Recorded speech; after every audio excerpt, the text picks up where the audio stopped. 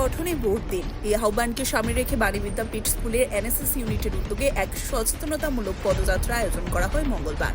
জাতীয় নির্বাচন কমিশনও চাইছে একটি ভোটও যেন মিস না হয়, ফলে বিভিন্ন ধরনের প্রচার চালিয়ে যাচ্ছে নির্বাচন commission.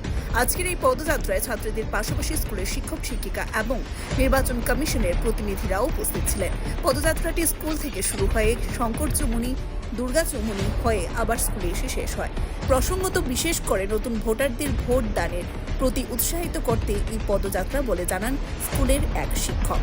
Bureau report, Tripura news 8।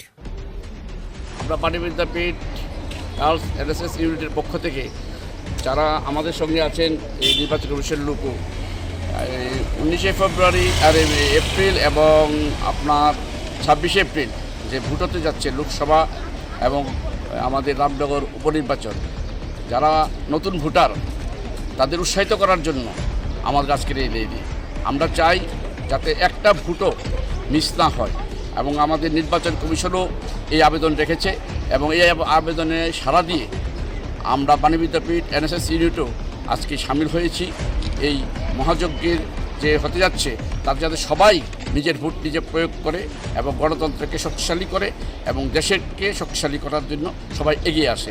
আজকের এই র্যালি থেকে আমরা আশা করতে পারি যে যারা নতুন ভোটার তারা উৎসাহিত হবে এবং নিজেও ভোট দেবে এবং অন্যদেরও ভোট দেওয়ার জন্য নিয়ে আসবে।